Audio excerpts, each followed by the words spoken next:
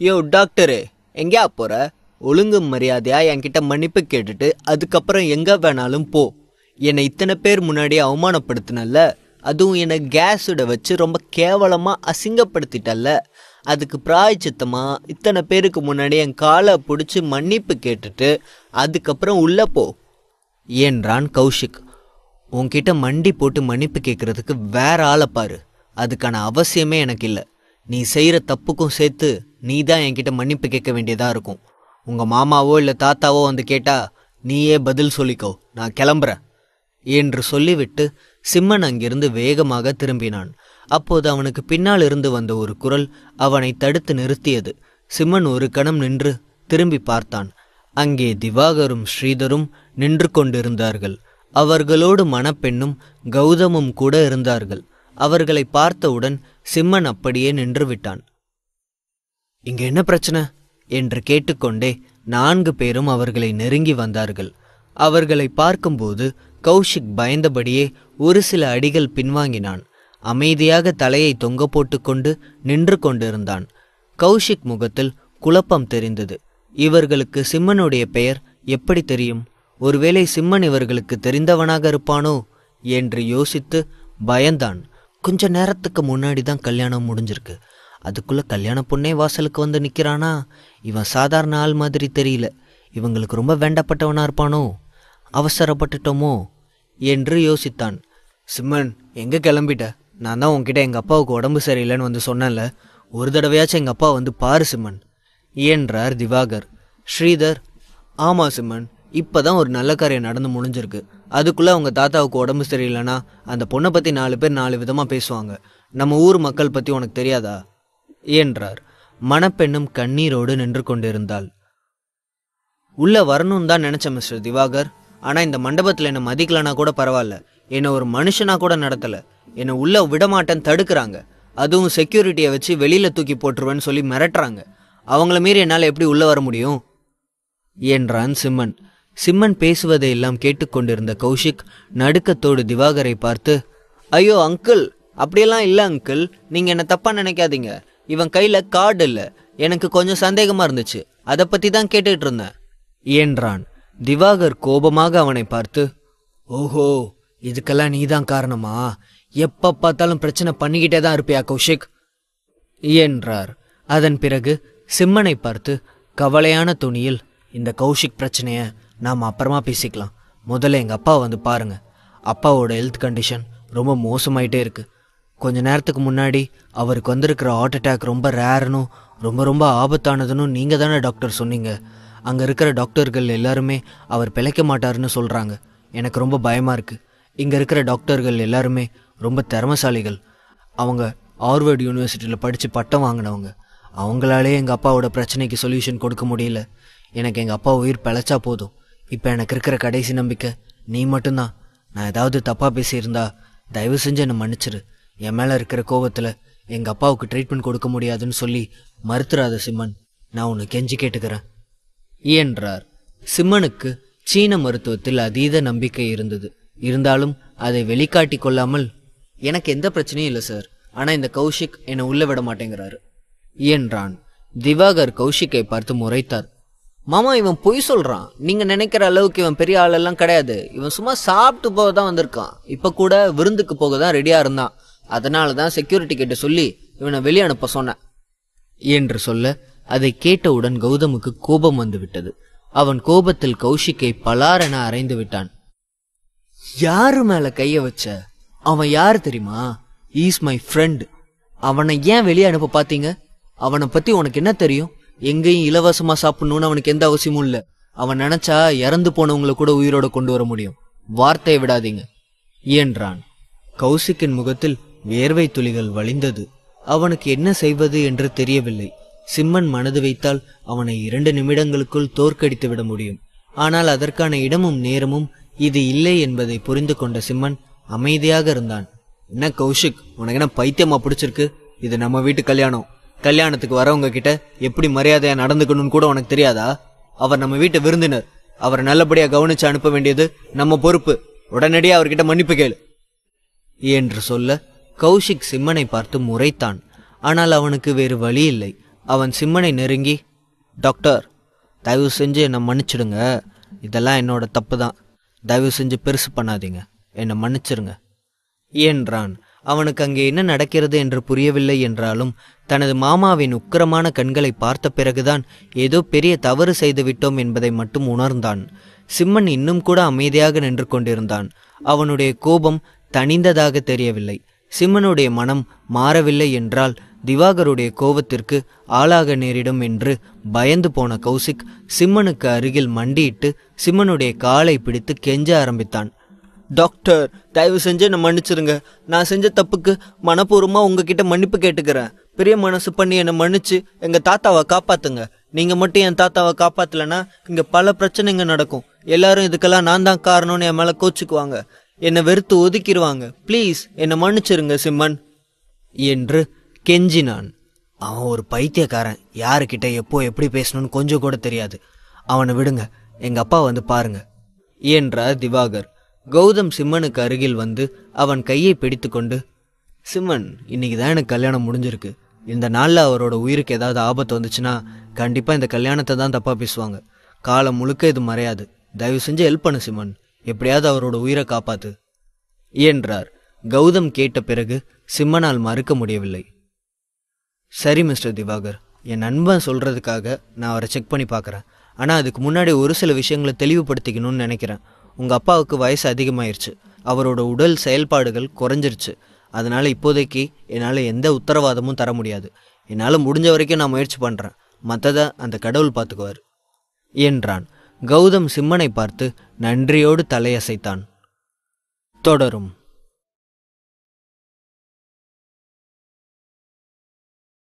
சரி மிஸ்டர் திவாகர், என் நண்பன் சொல்கிறதுக்காக நான் அவரை செக் பண்ணி பார்க்குறேன்.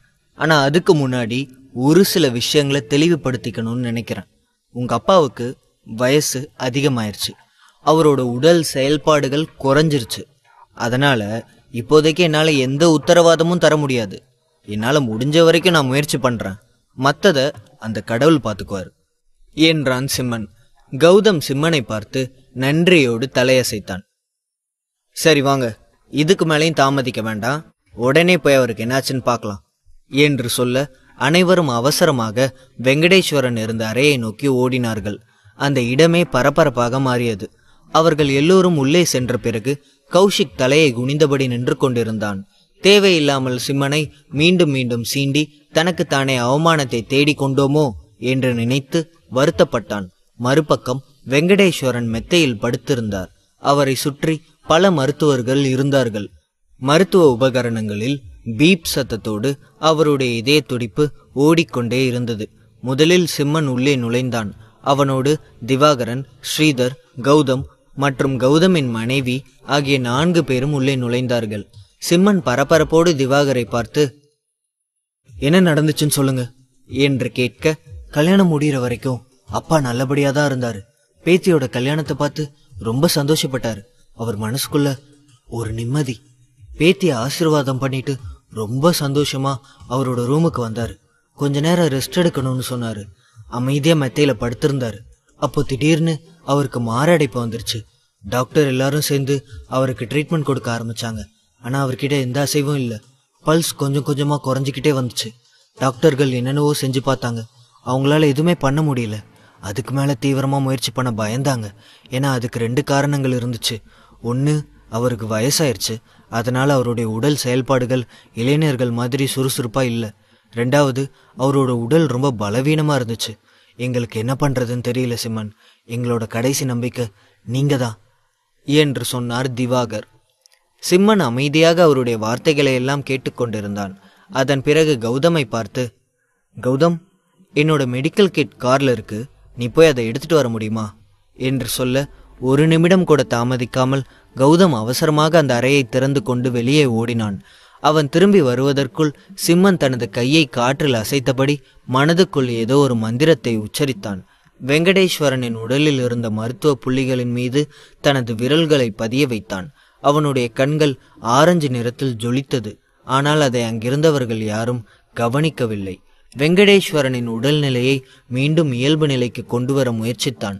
தன் உடலுக்குள் இருந்த ஆன்ம சக்திகளை எல்லாம் ஒன்று திரட்டினான். அதை தனது விரல்களின் மூலம் அவருடைய மருத்துவ புள்ளிகளில் செலுத்தினான். சரியாக அந்த நேரத்தில் கௌதம் அவனுடைய மெடிக்கல் கிட்டை எடுத்துக்கொண்டு மூச்சிறைக்க உள்ளே நுழைந்தான். சிம்மன், நீ கேட்ட மெடிக்கல் கிட்ட எடுத்துட்டு வந்துட்ட என்று சொல்லி அதை சிம்மனிடம் கொடுக்க, சிம்மன் அந்த பையை வாங்கி அதிலிருந்து அக்குபஞ்சர் ஊசிகளை வெளியே எடுத்தான். அதை பார்த்த டாக்டர்கள் முகம் சுளித்தார்கள். அதில் ஒரு டாக்டர், ஹே வெயிட், நீங்கள் என்ன பண்ண போறீங்க? நான் கூட உங்களுக்கு வேற ஏதோ ட்ரீட்மெண்ட் தெரியும்னு நினச்சேன். இது என்ன முட்டாத்தனம்? ஹார்ட் அட்டாக்கு யாராவது அக்குபஞ்சர் ட்ரீட்மெண்ட் கொடுப்பாங்களா? ஊசியை வச்சு சரி பண்ணுற வியாதியா இது? ஒரு டாக்டர்னு சொல்கிறீங்க, இது கூட தெரியாதா என்று கேட்டார். அவர்களுக்கு சீன மருத்துவத்தை பற்றி அவ்வளவாக தெரியவில்லை. அதனால் அவர்களால் இந்த கேள்வியை கேட்காமல் இருக்க முடியவில்லை. சிம்மனுடைய நடவடிக்கைகள் அவர்களது பார்வையில் பைத்தியக்காரத்தனமாக தான் தெரிந்தது. சிம்மன் அமைதியான தொனியில், உங்களுக்கு சீன மருத்துவத்தை பற்றி தெரியுமா என்றான். இல்லை, எங்களுக்கு தெரியாது என்று சொல்ல, அதனால தான் நீங்கள் இந்த மாதிரி கேள்வியெல்லாம் கேட்குறீங்க. முதல்ல ஒரு விஷயத்தை புரிஞ்சுக்கோங்க. எனக்கு தெரிஞ்ச மருத்துவ முறையில் நான் இவருக்கு ட்ரீட்மெண்ட் கொடுக்க போகிறேன். என்னோட ட்ரீட்மெண்ட் மேலே நம்பிக்கை இருக்கிறவங்க மட்டும் இந்த ரூம்குள்ளே இருந்தால் போதும். என் மேலே சந்தேகப்படுறவங்க யாராக இருந்தாலும் தயவு செஞ்சு கொஞ்ச நேரம் வெளியில் இருங்க என்று கோபமாக கூறினான். உடனே திவாகர் சிம்மனுக்கு ஆதரவாக, டாக்டர், கொஞ்ச நேரம் அமைதியாக இருங்க. ஒருவேளை உங்களால் அமைதியாக இருக்க முடியலன்னா வெளியில் போயிடுங்க. தயவு செஞ்சு அவரோட ட்ரீட்மெண்ட்டில் தலையிடாதீங்க என்று சொல்ல, அந்த மருத்துவர் வாயை மூடிக்கொண்டு அமைதியாக ஒரு ஓரமாக நின்று கொண்டார். அவர் எதுவும் பேச முடியாமல் தனது தலையை தாழ்த்தி கொண்டார். சிம்மன் அக்குபஞ்சர் ஊசிகளை வெங்கடேஸ்வரனின் உடலில் மருத்துவ புள்ளிகளில் குத்தினான். கண்ணுக்கு தெரியாத ஆன்மீக ஆற்றலின் சக்தியை தனது விரல்களின் மூலமாக வெங்கடேஸ்வரனின் உடம்புக்குள் கொஞ்சம் கொஞ்சமாக செலுத்தினான். அங்கிருந்த அனைவருமே சிம்மனுடைய நடவடிக்கைகளை வினோதமாக பார்த்தார்கள். குறிப்பாக கேள்வி கேட்ட அந்த டாக்டர் அவனை சந்தேகத்தோடு பார்த்தார். ஆனால் அவர் வாயை திறக்கவில்லை. நமக்கு ஏன் வம்பு என்று அமைதியாக நின்று கொண்டிருந்தார்.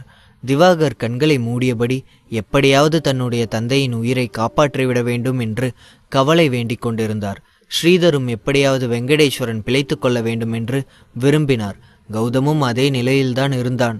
அவனுடைய மனைவி கண்களை மூடி அழுதபடி நின்று கொண்டிருந்தாள். அவளுக்கு தன்னுடைய தாத்தாவை மிகவும் பிடித்திருந்தது. அவருக்கு எதுவும் ஆகிவிடக்கூடாது என்று வருந்தினாள். அந்த இடமே பரபரப்பாக காணப்பட்டது.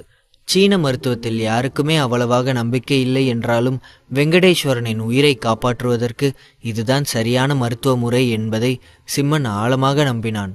சிறிது நேரத்தில் அவருடைய உடலில் குத்தப்பட்டிருந்த ஊசிகள் எல்லாம் அதிர ஆரம்பித்தது. அவனுடைய ஆற்றல் மெல்ல மெல்ல முதியவரின் உடலுக்குள் நுழைந்து கொண்டிருந்தது. எல்லோரும் வியப்போடு அதை பார்த்து கொண்டிருந்தார்கள்.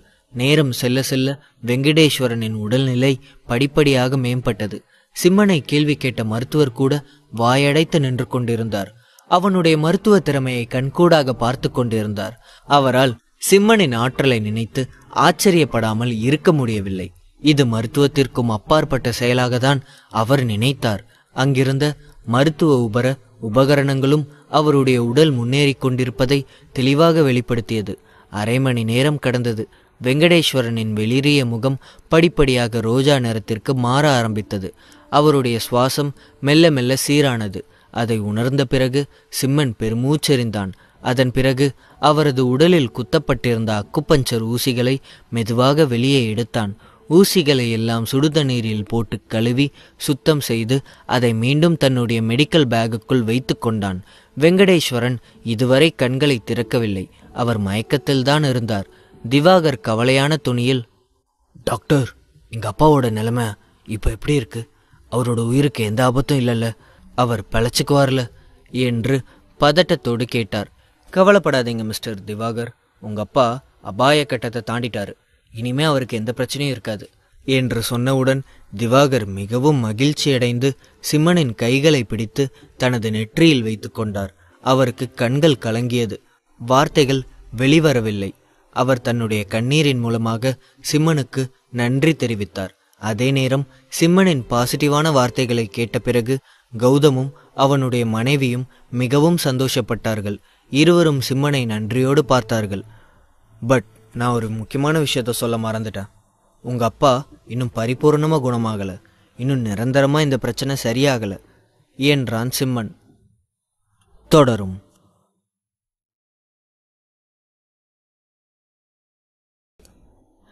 கௌதம் சிம்மனுக்கு அருகில் வந்து அவனுக்கு நன்றி தெரிவித்தான். எனக்கு எதுக்குடா நன்றி சொல்ற? நீ என் ஃப்ரெண்டுடா. நல்ல வேலையா சரியான நேரத்தில் தாத்தாவோட பிரச்சனையை கண்டுபிடிச்சு அவருக்கு உடனே ட்ரீட்மெண்ட் கொடுத்தாச்சு. அதை நினச்சி சந்தோஷப்படு. இன்னும் கொஞ்சம் லேட் ஆகியிருந்தா கூட அவரை காப்பாற்றிருக்க முடியுமான்னு தெரியல. இது மாதிரியான இதய நோய்கள் ரொம்பவே அபூர்வமானது. இதில் இன்னொரு விஷயமும் இருக்கு. இந்த நோய் திரும்ப திரும்ப வர்றதுக்கு வாய்ப்பு இருக்கு என்றான் சிம்மன். இதை கேட்டவுடன் அங்கிருந்த அனைவரது முகமும் சட்டென மாறிவிட்டது. திவாகர் அதிர்ச்சி அடைந்து விட்டார்.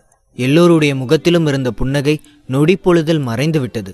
திவாகர் பதட்டத்தோடு, என்ன டாக்டர், என்ன சொல்றீங்க? அப்படின்னா எங்க அப்பாவுக்கு திரும்பவும் ஹார்ட் அட்டாக் வரும்னு சொல்றீங்களா? இதை நிரந்தரமா சரி பண்ண முடியாதா டாக்டர்?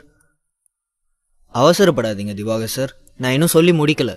நான் சொல்ல வந்ததை கொஞ்சம் பொறுமையா கேளுங்க. இது மாதிரியான அபூர்வமான இதய நோய்களை அவ்வளவு சீக்கிரமா யாராலையும் கண்டுபிடிக்க முடியாது. அதனால இது திரும்பவும் வந்துச்சுன்னா உங்க அப்பாவை காப்பாற்றவும் முடியாது. நான் சில மருந்துகளை எழுதி தரேன், அதை தொடர்ச்சியா சாப்பிட கொடுங்க. அந்த மருந்துகளை தொடர்ச்சியா சாப்பிட்டாலே இந்த பிரச்சனை வராது என்றான் சிம்மன். திவாகர் நிம்மதியோடு, ரொம்ப தேங்க்ஸ் டாக்டர், இப்பதான் எனக்கு சந்தோஷமா இருக்கு. நான் உங்களை நிறைய கஷ்டப்படுத்தியிருக்கேன், உங்களை புரிஞ்சுக்காம என்னென்னவோ பேசியிருக்கேன். தயவு செஞ்சு அதெல்லாம் மனசில் வச்சுக்காதீங்க. உங்களுக்கு ரொம்ப நல்ல மனசு டாக்டர். இல்லைனா உங்களை நான் அவ்வளோ அவமானப்படுத்தியும் கேவலமாக பேசியும் எதையுமே மனசில் வச்சுக்காம நீங்கள் எங்கள் அப்பாவோட உயிரை காப்பாற்றிருக்க மாட்டீங்க.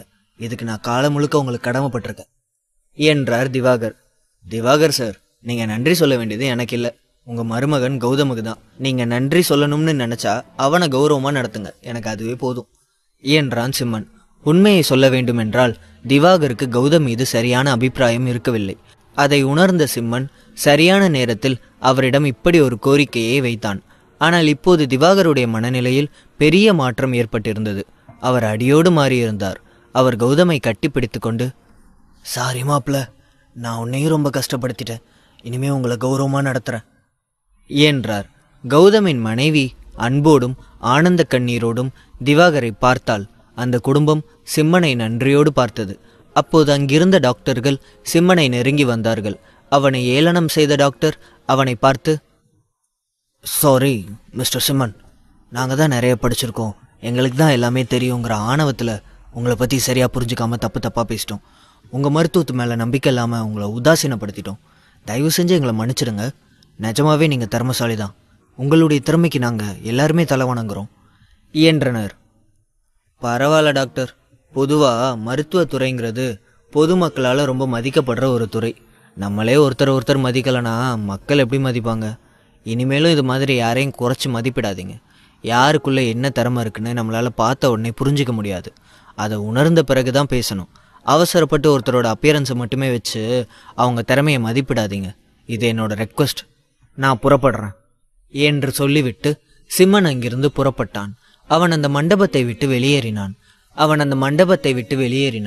அவன் மனதுக்குள் ஒரு சிறிய மனசோர்வை உணர்ந்தான்.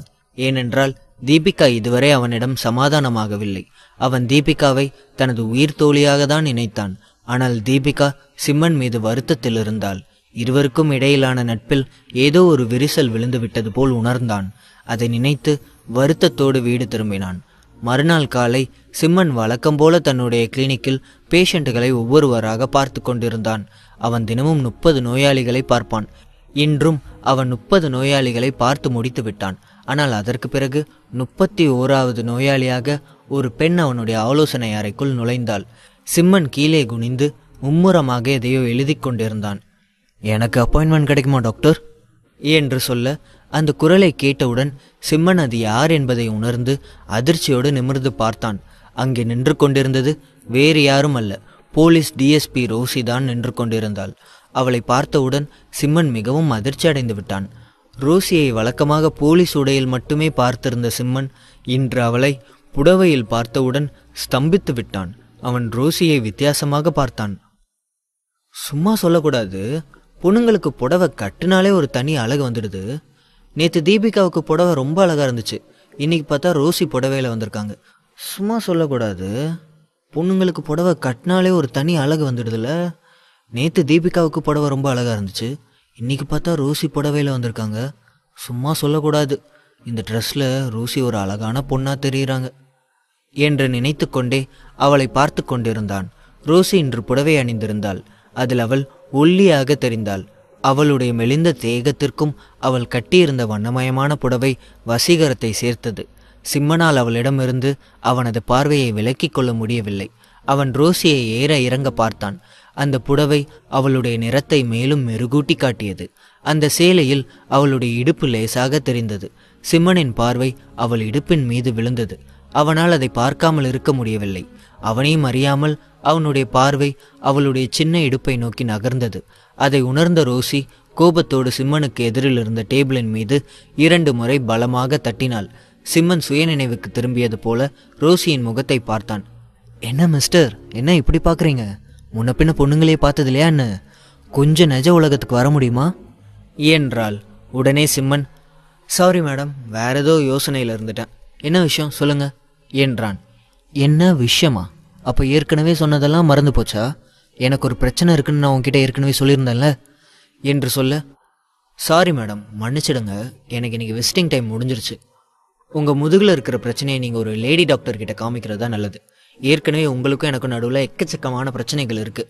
இதில் நான் உங்களுக்கு ட்ரீட்மெண்ட் கொடுத்தேன்னா கண்டிப்பாக 2 பேருக்கும் நடுவில் பிரச்சனை தான் வரும். உங்களை அங்கே தொட்டேன் இங்கே தொட்டேன்னு அனாவசியமாக சண்டை போடுவீங்க. எதுக்கு மேடம் எனக்கு தேவையில்லாத பிரச்சனை? நீங்கள் ஒரு லேடி டாக்டரை போய் பாருங்கள் ப்ளீஸ். இப்போ இடத்த காலி பண்ணுங்க என்றான். அதை கேட்ட ரோசி கோபத்தோடு தனது புருவங்களை உயர்த்தினாள். என்ன மேடம் பார்க்குறீங்க? வழக்கமாக நான் 30 பேரை தான் ஒரு நாளைக்கு அட்டன் பண்ணுவேன். இன்றைக்கி 30 பேரை அட்டன் பண்ணி முடிச்சிட்டேன். இனிமேல் என்னால் யாரையும் பார்க்க முடியாது. உங்களுக்கு உடம்பு சரியில்லைனா வேற ஒரு டாக்டரை போய் பாருங்கள், அதுதான் உங்களுக்கு நல்லது என்றான் சிம்மன். தொடரும்.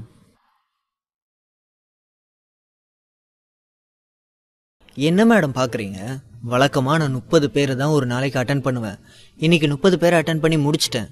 இனிமேல் என்னால் யாரையும் பார்க்க முடியாது. உங்களுக்கு உடம்பு சரியில்லைனா வேற ஒரு டாக்டரை போய் பாருங்க, அதுதான் உங்களுக்கு நல்லது என்றான் சிம்மன். எனக்கு உடம்பு சரியில்லைன்னு யார் சொன்னாங்க? எனக்கு கொடுத்த வாக்கை மறந்துட்டியா?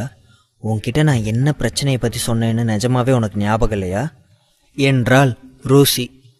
அதை எப்படி மேடம் மறக்க முடியும்? மறந்தாதான் நீங்கள் என்னை விட்டுடுவீங்களா? இந்த சிம்மன் ஒரு தடவை வாக்கு கொடுத்துட்டானா கண்டிப்பாக அதை நிறைவேற்றியே தீருவான். கடைசி நிமிஷம் வரைக்கும் முடிஞ்ச வரைக்கும் முயற்சி பண்ணுவான். நான் உங்களோட பிரச்சனையை மறக்கலை மேடம் என்றான். அப்போ அதுக்கு என்ன முடிவு பண்ணி வச்சிருக்க? அப்புறம் ஏன் எதுவுமே தெரியாத மாதிரி வேற பேசுன என்று கேட்க, ஒன்றும் இல்லை மேடம், இப்போதான் என்னோட பேஷண்ட்ஸ் எல்லாரையும் பார்த்து முடித்தேன். அடுத்தபடியாக வீட்டுக்கு போகலான்னு நினச்சிருந்தேன். அதுக்குள்ளே நீங்கள் வந்துட்டீங்க. அந்த டென்ஷனில் தான் ஞாபக மறதியாக ஏதேதோ உளறிட்டேன். உங்களுக்கு தேவையானதை ஏற்கனவே ரெடி பண்ணி வச்சுருக்கேன் என்று சொல்லிக்கொண்டே தனது டேபிள் டிராயரை திறந்தான். அதில் சுந்தரி பியூட்டி ப்ராடக்ட் இருந்தது. அதை கையில் எடுத்தான். இதோ இந்த ஆயின்மெண்ட் தான் மேடம், இதை அப்ளை பண்ணணும். இந்த சிம்மன் எப்போவுமே காரியத்தில் கரெக்டாக இருப்பான் மேடம். இந்த ஆயின்மெண்ட்டை நான் ஏற்கனவே தயாரித்து வச்சிட்டேன், இந்தாங்க மேடம் என்று சொல்லிக்கொண்டே அதை அவளிடம் நீட்டினான். அவள் அதை தயக்கத்தோடு வாங்கினாள். என்ன மேடம், என்ன யோசிக்கிறீங்க? இந்த ஆயின்மெண்ட் நிச்சயமாக வேலை செய்யும். என்ன நீங்கள் நம்பலாம், நான் ஒரு டாக்டர், கண்டிப்பாக உங்களுக்கு தேவையானது தான் சஜஸ்ட் பண்ணுவேன் என்றான். அதுக்கு இல்லை சிம்மன், என்னோட தழும்புகள் எல்லாமே என்னோட பின் முதுகில் இருக்கு, எனக்கு கையெட்டாது. இந்த ஆயின்மெண்ட்டை எப்படி என்னால் தனியாக போட்டுக்க முடியும் தான் யோசிக்கிறேன் என்றாள் ரோசி. உங்களை தானாகவே போட்டுக்க சொல்லி யார் சொன்னாங்க? கவலைப்படாதீங்க மேடம், நான் தான் இருக்கேன்ல, நானே உங்களுக்கு இந்த மருந்தை தடவி விடுறேனே என்றான். ரோசி அந்த இடத்தை சுற்றும் முற்றும் பார்த்தாள். அந்த இடம் கண்ணாடி சுவர்களால் உருவாக்கப்பட்டிருந்தது. அதை பார்த்தவுடன் அவள் மனதுக்குள் ஏதோ ஒரு தடுமாற்றம் ஏற்பட்டது. இங்கேயா? இந்த ரூமே கண்ணாடி மாதிரி இருக்கே. முதுகில் மருந்து போடணும்னா நான் என்னோட ட்ரெஸ்ஸை ரிமூவ் பண்ணணும். இந்த கண்ணாடியில் எல்லாமே அப்பட்டமாக தெரியுமே, என்னால் எப்படி என்று இழுக்க, உடனே சிம்மன், கவலைப்படாதீங்க மேடம், அதை பற்றின கவலை உங்களுக்கு தேவையே கிடையாது. இந்த இடத்துக்கு ஸ்க்ரீன் போடணும்னு மனசில் ஒரு ஐடியா இருக்குது. ஆனால் ஏதோ ஒரு காரணத்தினால அது தள்ளி போயிட்டே இருக்குது. இந்த இடத்துல உங்களுக்கு ஆயின்மெண்ட் போட முடியாதுன்னு எனக்கும் தெரியும். உங்களுக்கு அப்ஜெக்ஷன் இல்லைனா நான் உங்கள் கூடவே உங்கள் வீட்டுக்கு வந்து உங்களுக்கு முதுகில் ஆயின்மெண்ட் போட்டு விடட்டுமா என்றான். அதை கேட்டவுடன் முதலில் ரோசிக்கு கோபம்தான் வந்தது. ரோசி தன் மனதுக்குள் கடந்த முறை சிம்மன் அவருடைய வீட்டிற்கு வந்தபோது நடந்த ஒவ்வொன்றும் நினைவுக்கு வர ஆரம்பித்தது. அதை பற்றி யோசிக்கும் போதே அவளுக்கு ஏதோ ஒரு வித்தியாசமான உணர்வு ஏற்பட்டது. அதையெல்லாம் நினைத்து பார்த்த ரோசி சிம்மனை தன்னுடைய வீட்டிற்கு அழைத்து செல்ல தயங்கினாள். இருந்தாலும் அவளுக்கு வேறு வழி தெரியவில்லை. சரி, நம்ம 2 பேரும் வீட்டுக்கு போகலாம். ஆனால் ஒரு கண்டிஷன். போன தடவை மாதிரி ஏதாவது எக்கு தப்பாக செஞ்சேன்னா அப்புறம் நான் பொல்லாதவளாக மாறிடுவேன். என்னை பற்றி உனக்கு சரியாக தெரியாது என்றாள். என்ன மேடம் இப்படி சொல்லிட்டீங்க? உங்களை பற்றி எனக்கு தெரிலனா வேற யாருக்கு தெரிய போகுது? அன்றைக்கி தான் நான் எல்லாத்தையும் பார்த்துட்டேனே என்று சொல்ல அவள் திடுக்கிட்டு, சிச்சி, எல்லாத்தையும் பார்த்துட்டியா? நீ என்ன சொல்ல வர? எதுக்கு இப்போ உளர்ற என்றாள். என்ன மேடம், நீங்கள் எதை சொன்னாலும் ஏன் தப்பாகவே எடுத்துக்கிறீங்க? அன்றைக்கி உங்கள் சண்டை திறமையை நான் பார்த்துட்டேன், நல்லா வாங்கி கட்டிக்கிட்டேனே, அதனால் மறுபடியும் எப்படி உங்ககிட்ட பிரச்சனை பண்ணுவேன்னு யோசித்தேன். அதை தான் சொன்னேன். நிச்சயமாக நான் உங்களுக்கு மருந்து போட்டு விட மட்டும்தான் வரேன்னு சொல்கிறேன். என் மேலே நம்பிக்கை இருந்தால் மட்டும் என்னை கூட்டிகிட்டு போங்க. இல்லைனா நீங்கள் வேறு யாராச்சும் வச்சு கூட மருந்து போட்டுக்கோங்க, எனக்கு எந்த பிரச்சனையும் இல்லை என்றான் சிம்மன். ரோசிக்கும் வேறு வழி தெரியவில்லை. சரி, என் கூட வா என்று சொல்லி சிம்மனை அழைத்து கொண்டு ஹாஸ்பிட்டலை விட்டு வெளியேறினாள்.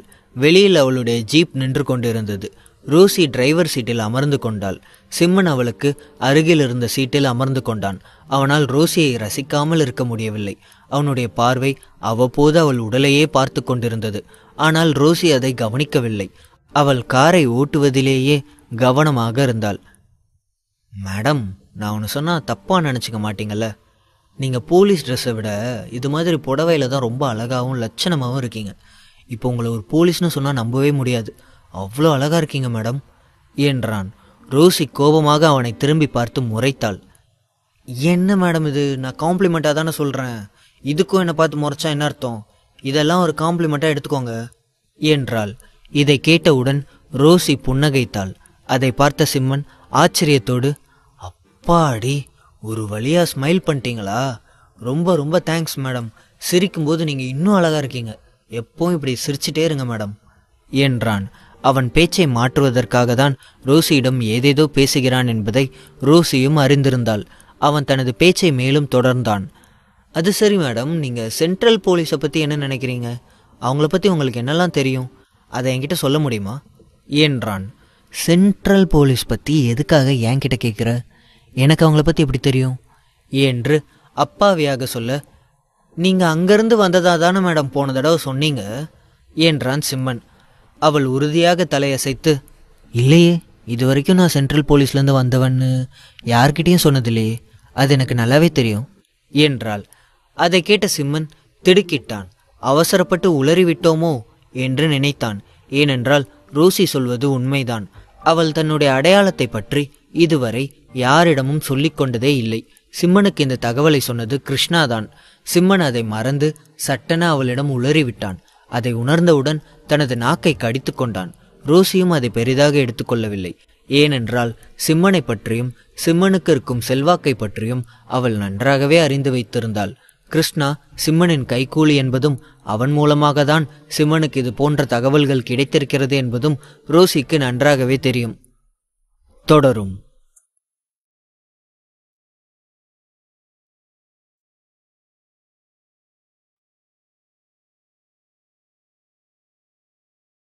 கிருஷ்ணா சிம்மனின் கைக்கூலி என்பதும் அவன் மூலமாக தான் சிம்மனுக்கு இது போன்ற தகவல்கள் கிடைத்திருக்கிறது என்பதும் ரோசிக்கு நன்றாகவே தெரியும். சிம்மனின் தலைமையில் 8 பேர் கொண்ட ஒரு குழு இருந்தது. அந்த குழு அவனுக்கு உண்மையான விசுவாசத்தோடு இருந்தது.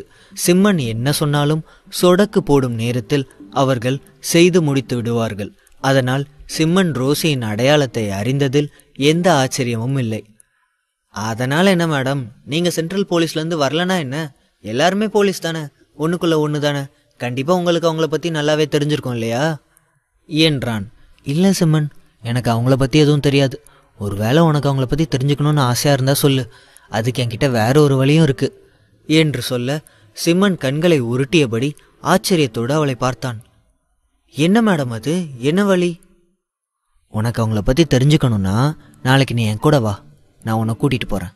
அவங்கள நீயே நேரில் பார்த்து அணு அணுவாக அவங்கள பற்றி தெரிஞ்சுக்கோ என்றாள். புரியுது மேடம், நல்லா புரியுது. உங்களோட திட்டம் என்னன்னு எனக்கு நல்லாவே புரியுது. உங்கள் கூட வந்தால் அதுக்கப்புறம் என்னால் திரும்பி வரவே முடியாது. என்னை நீங்கள் ஒரு கைதியாக மாற்றி ஜெயிலுக்கு அனுப்ப பார்க்குறீங்க, சரிதானே மேடம் என்றான். அதை கேட்ட ரோசி கேலியாக சிரித்தாள். ஆமாம் சிம்மன், உனக்கு சென்ட்ரல் போலீஸை பற்றி தெரிஞ்சுக்கணுன்னா கொஞ்ச நாளைக்கு அவங்க கூடவே இருக்கிறது தானே நல்லது என்றாள். வேண்டாம் மேடம், வேண்டாம். எனக்கு சென்ட்ரல் போலீஸை பற்றி எதுவுமே தெரிஞ்சுக்க வேண்டாம், ஆளை விடுங்க என்றான் சிம்மன். ஒரு சில நிமிடங்கள் அமைதியாக கிடந்தது. மீண்டும் சிம்மன் அவளிடம், அது சரி, நீங்க எப்படி மேடம் இந்த போலீஸ் டிபார்ட்மெண்ட்குள்ள வந்தீங்க என்று சொல்ல ரோசி உணர்ச்சி வசப்பட்டு, அதுக்கு காரணம் என்னோட பெரியப்பா, அவர்தான் என்று எதையோ சொல்ல வந்து பாதியிலேயே நிறுத்தி கொண்டாள். அவளுக்கு சிம்மனிடம் மனம் விட்டு எதையோ பகிர்ந்து கொள்ள வேண்டும் என்று தோன்றியது. ஆனால் ஏதோ ஒன்று அவளை தடுத்தது. என்ன மேடம், ஏதோ சொல்ல வந்துட்டு பாதியிலே நிறுத்திட்டீங்களே, பெரியப்பான்னு ஏதோ சொல்ல வந்தீங்க, அது என்ன மேடம் என்று சொல்ல ரோசி சிம்மனை பார்த்து முறைத்தாள். அது உனக்கு தேவையில்லாத விஷயம், கொஞ்ச நேரம் வாயை மூடிட்டு அமைதியா இருக்க முடியுமா என்றாள் ரோசி. ரோசி திடீரென ஏன் தன்னிடம் இவ்வளவு கோவப்படுகிறாள் என்று சிம்மனால் புரிந்து கொள்ள முடியவில்லை. தன்னுடைய கேள்விக்கு பின்னால் ஏதோ ஒரு ரகசியம் ஒளிந்திருக்கிறது என்பதை சிம்மன் யூகித்தான். அதற்கு பிறகு சிம்மன் வாயை திறக்கவில்லை. இருவரும் அமைதியாக சென்று கொண்டு இருந்தார்கள். அப்போது திடீரென சிம்மன் அலறியபடி ரோசியை தன்னை நோக்கி இழுத்துக்கொண்டே, மேடம் உடனே கீழே குனிஞ்சுக்கோங்க என்றான். ரோசியும் ஏதோ பிரச்சனை என்பதை புரிந்து கொண்டாள்.